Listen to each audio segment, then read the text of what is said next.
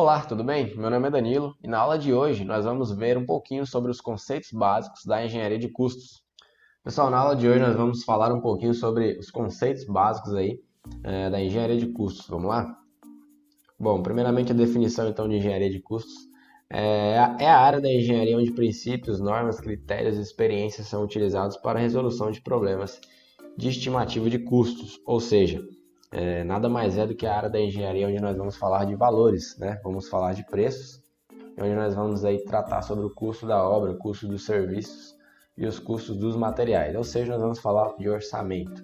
A engenharia de custos não termina com a previsão de custos de investimento, prossegue necessariamente na fase de construção, né? Através do planejamento, controle, acompanhamento de custos e até mesmo na manutenção, dos custos da manutenção, ou seja, não é somente o orçamento, a engenharia de custo ela é muito mais ampla que isso e ela também está presente depois que você entrega a obra, depois que você finaliza a obra, no momento que você vai fazer, por exemplo, uma manutenção, né, desse edifício. Quando você vai fazer uma reforma, uma manutenção em um edifício, você precisa também ter um orçamento. Então, a engenharia de custo, na verdade, ela se estende. E ela se estende também quando, por exemplo, o imóvel construído tem a finalidade de ser alugado, certo? Então, com a engenharia de custo, nós conseguimos aí fazer uma análise financeira de quanto que vai voltar o investimento do proprietário através do aluguel, beleza? Bom, então a importância é de grande responsabilidade profissional a preparação correta de um orçamento, uma vez que quanto mais competitiva se torna a área de engenharia civil, não só com a redução de mercado, mas também com o surgimento de novas empresas, mais importante se torna a aplicação consciente dos princípios da engenharia de custos. O que nós vamos ver nessa disciplina são exatamente esses princípios, tá? E aí é onde nós vamos levar esses princípios adiante e vamos aplicar aí dentro do orçamento de obra. Então o orçamento, na verdade, ele está interligado aí tanto com agilidade como também com preço competitivo. Por quê? Não é porque um orçamento mais caro significa que ele foi bem feito e o orçamento mais barato significa que ele não foi tão bem feito assim. Nada disso, tá? Um orçamento, na verdade, ele deve apresentar um valor baixo, até porque em licitações o orçamento que ganha é o orçamento que tem menor valor. Nós vamos falar disso mais para frente. Mas enfim, a partir do momento que você tem um orçamento, você tem que aplicar esses princípios da engenharia de custos a fim que a gente chegue aí num valor que fique dentro da realidade do nosso cliente, certo? Bom, então a importância aí, vamos falar um pouquinho sobre a lei de licitações, né? Ela diz assim que será considerada vencedora a empresa que apresentar menor preço. Ou seja, se você utilizar isso, se você aplicar as técnicas da engenharia de custos no seu orçamento, você vai chegar em orçamentos menores, com valores menores, onde você vai estar competindo aí através de licitações. Tranquilo?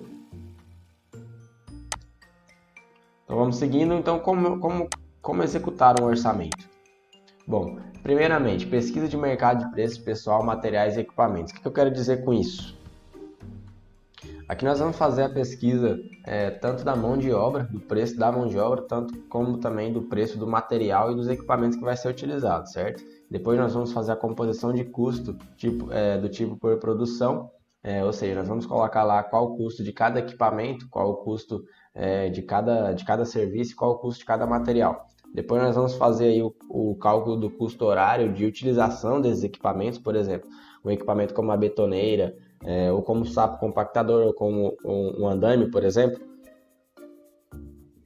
Geralmente eles são alugados, na verdade, por horas, né? Então, assim, nós temos que fazer o cálculo de quantas horas será preciso utilizar cada material desse para a gente poder colocar no nosso orçamento. Nós vamos também fazer a discriminação dos encargos sociais do BDI. E esse BDI nós vamos falar um pouco mais para frente. Esses encargos sociais, na verdade, são impostos e salários, enfim. É muito importante para as empresas o acerto do orçamento da construção e a minimização do custo. Foi o que eu tinha falado anteriormente, né? Não adianta nada você ter um bom orçamento sendo que seu preço está lá em cima. Na verdade, então, seu orçamento não está tão bom assim.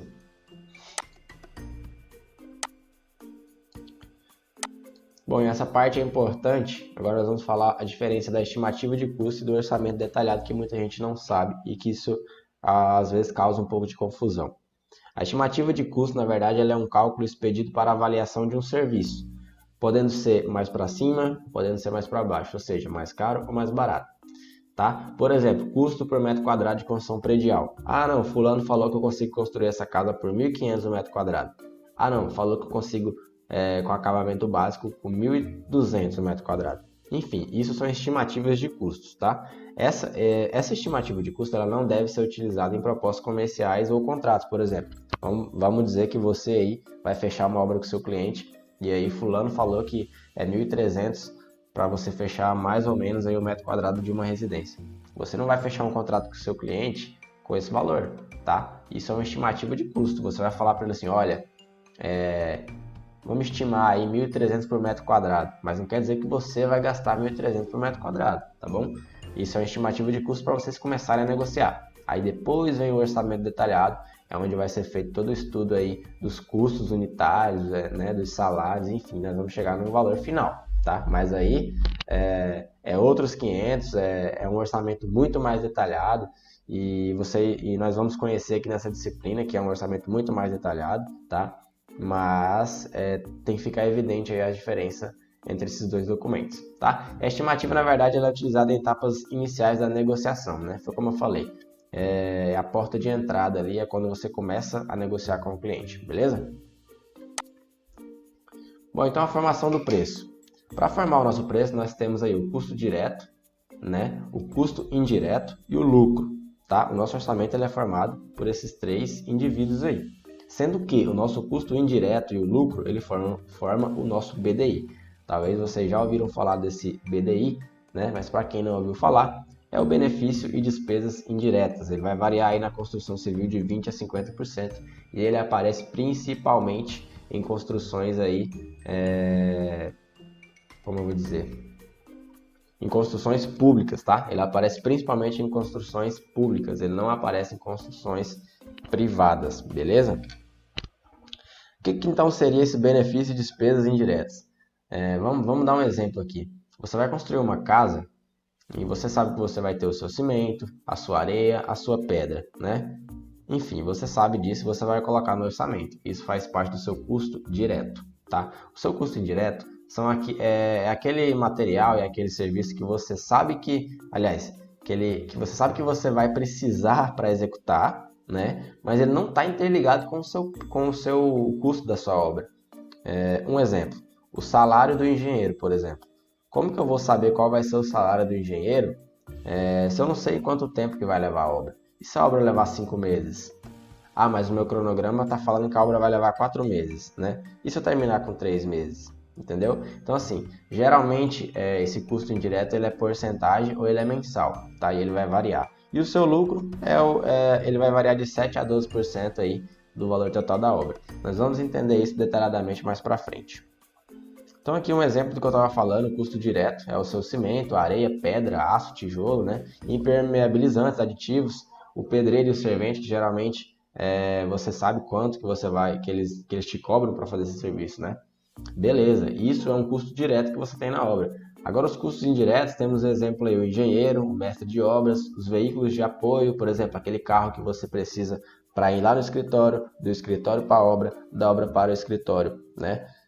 As contas mensais da sua empresa, a água, a energia, a internet, enfim, tudo que você tem gasto no seu escritório também é um custo indireto da obra, entendeu?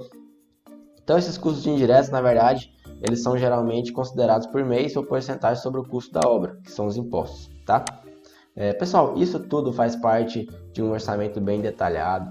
Eu estou explicando aqui como seria o melhor orçamento possível, tudo que nós temos aí previstos em nossos orçamentos. Na verdade, o objetivo dessa disciplina não é ensinar para vocês um orçamento detalhado, não é ensinar para vocês como calcular um BDI. Nós só estamos conhecendo, essa é a parte da engenharia de custos que nós temos que conhecer, tá? Mas nós vamos aplicar, nós vamos ser realistas e vamos aplicar aí essas aplicações, na verdade, nesses macetes aí que nós estamos aprendendo em algo mais voltado para nossa área, voltado para nossa realidade, tá? Isso, na verdade, é só relação de teoria mesmo, tá bom? Ou seja, nós não vamos utilizar BDI no nosso orçamento porque nós não vamos elaborar um orçamento detalhado. Então aqui nós temos a formação do preço. Vou encaixar aqui. Bom, Então nós temos aí o nosso CD e o nosso CI, que é o nosso custo direto e o custo indireto. Quando você soma o custo direto com o custo indireto, você tem o custo total da obra, tá? Então o custo total mais o L de lucro mais o I de impostos é igual ao nosso preço de venda, beleza? Então aqui embaixo nós temos que o nosso BDI é igual ao nosso preço de venda dividido pelo nosso custo direto. Se você quiser jogar numa fórmula aí, você vai ver que o preço de venda é igual ao custo total dividido por 1 menos impostos mais lucros, sendo que impostos mais lucros são jogados nessa fórmula aí em decimal, tá bom? Se os seus impostos são 9%, por exemplo, você vai jogar aí na sua fórmula 0,09, tá bom? Sempre em decimal para você poder ter o valor correto. Nós temos um exercício aqui, mas nós não vamos resolver ele aqui, nós vamos resolver ele no próximo vídeo, tá bom? Então vamos prosseguindo. Preço regional, sazonal e por empreendimento. Vamos lá, cabe ressaltar que custo de obra é regional. Pessoal, muito importante isso aqui, tá? Custo de obra sempre será regional, sempre será na sua região, na sua cidade. Não tem como você fazer um orçamento com o custo de outro estado, com o custo de outro país, beleza? Onde você vai realizar a obra, o custo da obra tem que ser naquela região. Então aqui na verdade ele fala isso. Por exemplo, o valor do aluguel de um equipamento varia para cima quando a procura aumenta, beleza? Demanda. Podendo ocorrer o mesmo com alguns materiais, tais como a brita e a areia, o cimento, o aço, enfim, tá bom? Então aqui é importante ressaltar que o preço sempre vai ser na sua região. Então se você vai construir uma casa na cidade tal, você vai pesquisar o preço naquela cidade ou nas cidades vizinhas onde você pode comprar esse material, beleza? E lembrando que esse preço sempre vai variar, não é porque você executou uma obra hoje com 100 mil reais e que mês que vem ou ano que vem, se você executar a mesma obra com o mesmo padrão de acabamento, você vai executar ela por 100 mil reais. Provavelmente não, devido à variação dos custos. Então, de outra maneira, temos que considerar que os custos unitários do serviço só podem ser calculados por empreendimento em função da sua localização, facilidade ou dificuldade executiva encontradas, produção de mão de obra, clima, entre outros. Então, assim, na engenharia de custos, nenhum parâmetro deve ser considerado fixo. Ou seja, pessoal, o que eu quero dizer aqui? É que toda obra tem a sua particularidade, né? Não é uma obra que foi executada, por exemplo, em terreno plano, que nós vamos ter a mesma facilidade de execução e uma obra executada em um terreno que não seja plano, certo? Então, assim, não podemos utilizar esse parâmetro, não podemos utilizar o mesmo parâmetro, isso vai variar, tá bom? É importante vocês saberem que toda obra tem que ter o seu próprio orçamento, nós vamos ver isso mais adiante. Mas já adiantando, toda obra tem que ter o seu próprio orçamento, porque nada nada vai ser o mesmo, né? Vai ser parecido, mas não vai ser o mesmo, então temos que ter orçamentos diferentes. Bom, evidentemente que o BDI também, quando ele for calculado, ele vai ter que ser calculado de obra para obra, beleza? Nunca utilize os mesmos parâmetros de uma obra para outra. Enfim, sempre vão ter particularidades, pessoal, sempre vai ter algo diferente aí. Bom, então vamos analisar aqui. É uma planilha sintética, né, aí da Sinap. Aqui nós temos o nosso índice de custos, né? Aí um exemplo é a execução de serviços preliminares. Então esse serviço ele tem um custo total aqui, ó, no cantinho, R$ 5.110,30. E aqui nós conseguimos visualizar tanto como os itens, o tipo, se é uma composição ou se é um insumo, ou seja, se é uma composição, se é um serviço. E se é um insumo, se é um material. Temos aqui o banco de Sinap, o código, a descrição, a unidade, a quantidade, o preço unitário. Aí temos o preço unitário com o BDI, o sem o BDI e o total. Tá? Temos aqui um BDI adotado para essa obra de 30%. Então aqui na verdade é só um exemplo mesmo de um índice de custos aí. Belezinha? Então aqui provavelmente vocês já ouviram falar do CUB, tá? O nosso custo unitário básico. Temos aqui uma planilha atualizada do mês 7 de 2020. O que essa planilha, na verdade não é uma planilha, é uma tabela. O que ela diz? Aqui na verdade ela separa os projetos padrões, né? Realmente em padrões. Padrão baixo, padrão normal e padrão alto. Então o que ele quer dizer aqui? Que você vai gastar, por exemplo, aqui ó, R$ 1.533,59 por metro quadrado para executar uma casa de padrão baixo, tá? Da mesma forma aqui, você vai gastar 1.800 alguma coisa para executar uma obra no padrão normal. Beleza? Isso aqui é o CUB, é o custo unitário básico. Essa tabela ela atualiza todos os meses, tá? Todos os meses ela aumenta, ela diminui. Então tem que estar sempre atento a isso aqui. Pessoal, isso aqui é aplicado nas obras? Se você quiser aplicar como estimativa de custo, sim, é aplicado. Agora, se você quiser aplicar o CUB como orçamento final, não vai dar certo. Provavelmente ou você vai estar onerando a obra ou você vai estar furando o seu orçamento. Ah, Danilo, mas por quê? Eu vou te explicar no próximo slide. Só terminando aqui, então, temos além de residenciais, temos padrão comerciais também. Então, aqui embaixo nós temos outros tipos de edificações. Essa sigla aí, o R1, né, o PP4, o R8, PIS, K8, se você entrar lá no site do CUB, tá? Vai ter todas essas explicações aqui. Você vai ter a legendinha e você vai entender melhor o que significa. Na verdade, isso são só nomenclaturas mesmo. E aqui por último nós temos também a residência popular e um galpão industrial. Vamos para o próximo então. Então aqui pessoal, lá na descrição do CUB, quando vocês entrarem no site da Sinduscom, vocês vão ver o seguinte, ó, eu vou atualizar vocês sobre o seguinte. O CUB, na verdade, ele não cobra todos os serviços e os materiais da obra aqui, tá? Aquele valor que a gente viu lá não é tudo que vai acontecer na sua obra, não é tudo que sua obra precisa. Então vamos ler aqui, ó. Na formação destes custos unitários foram considerados os seguintes itens, não foram considerados os seguintes itens que devem ser levados em conta. Vamos lá, vamos saber o que esses itens que ele não considera. Então vamos lá, ó. Fundações ele não considera.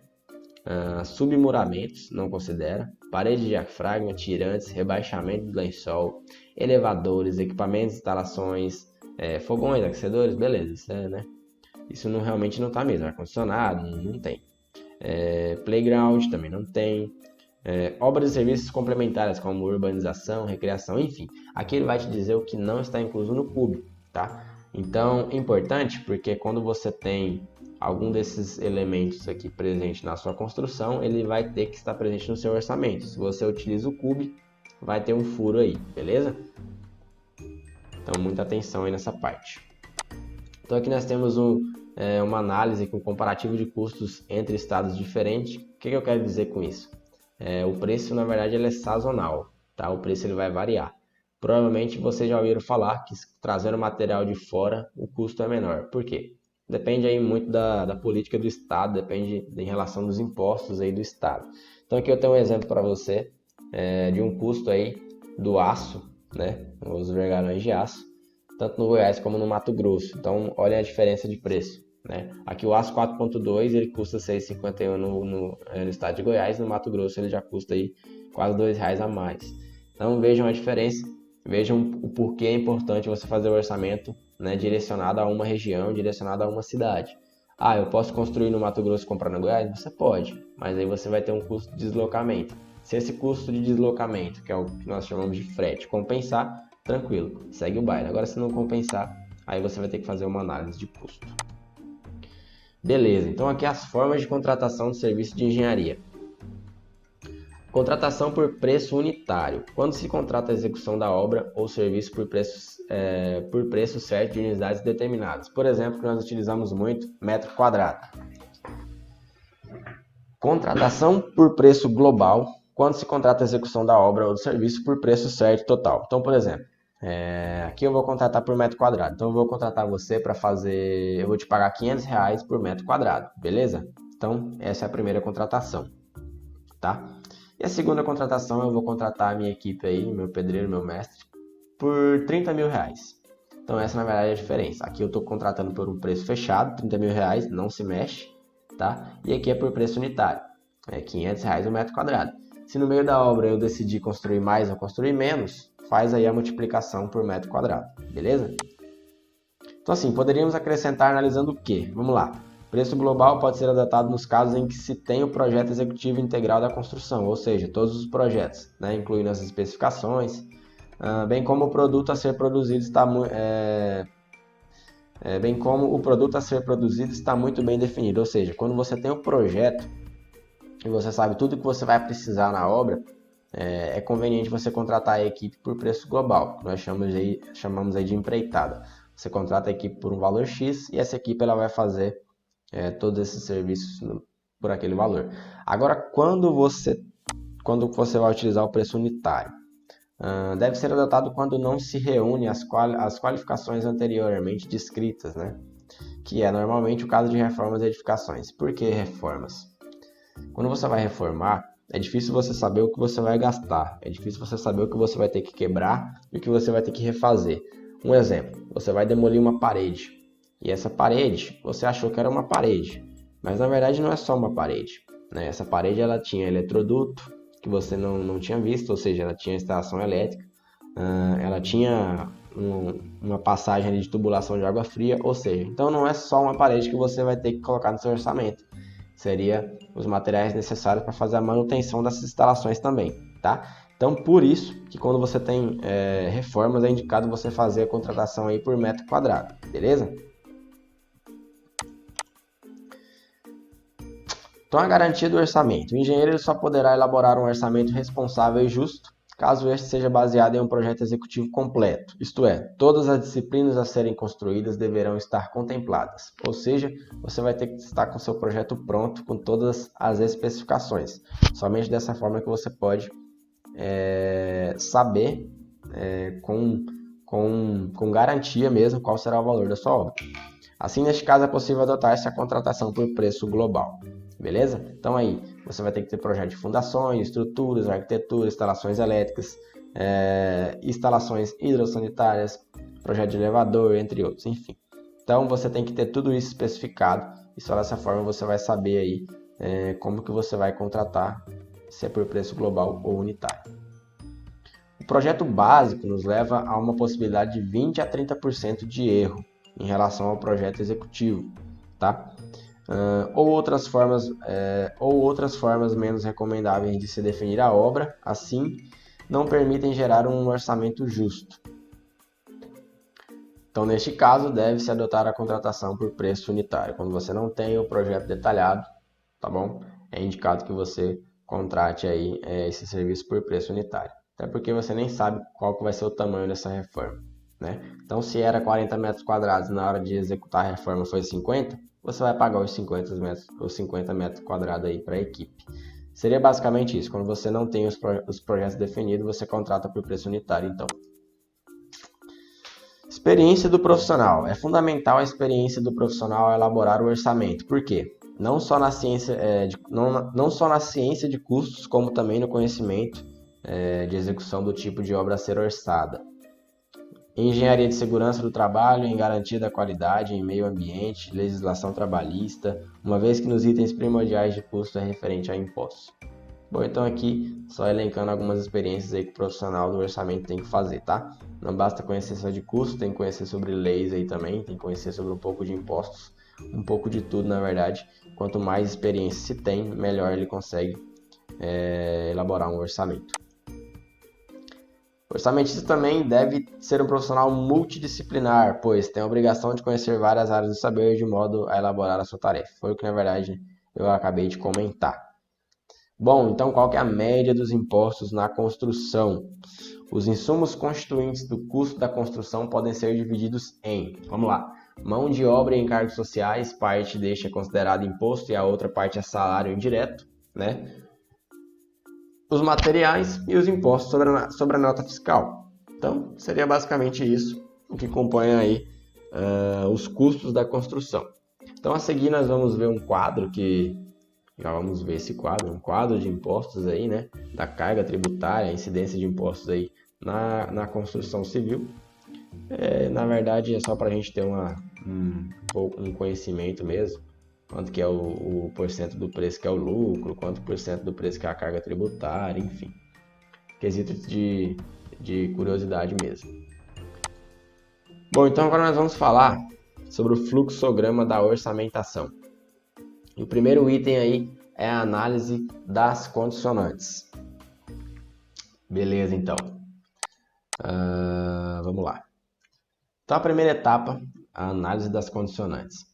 Dispostos os documentos recebidos do cliente, edital, licitação, memorial descritivo, o orçamentista fará um estudo detalhado deste material, enfim. a fim de tomar ciência do serviço a ser executado, bem como sua localização, especificações técnicas, forma de medição e pagamento e tipo de fiscalização. O que seria isso aqui?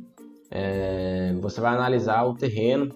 Quando eu digo terreno, é o seu ambiente. Você vai analisar o que você está fazendo.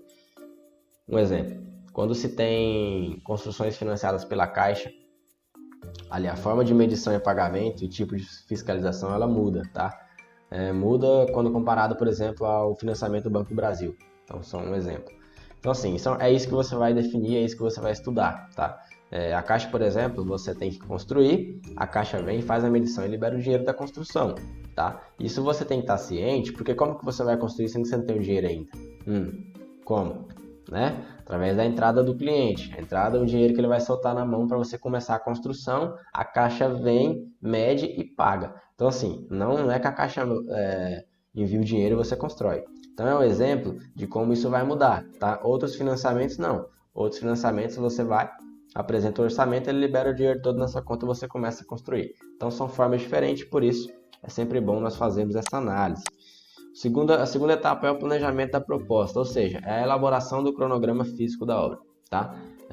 Você vai elaborar aí quando que vai acontecer cada coisa, quanto tempo que vai demorar para executar a estrutura, quanto tempo que vai demorar para me entregar essa obra. Então, através desse planejamento, você vai planejar tudo e você vai conseguir dar andamento aí, tanto no orçamento como nos outros documentos. Então, a terceira etapa é o levantamento das quantidades e preços. E a primeira fase dele é o estabelecimento qualitativo e quantitativo do escopo.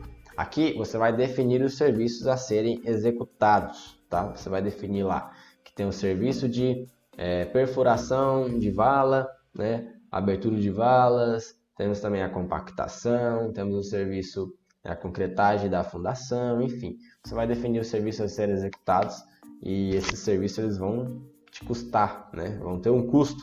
Então, nas próximas etapas, nós vamos ver, nós vamos inserir esse custo, tá? Mas aqui, na verdade, é você analisar o seu cronograma que você fez anteriormente e ver quais os serviços que você vai ser preciso. Vai precisar de eletricista?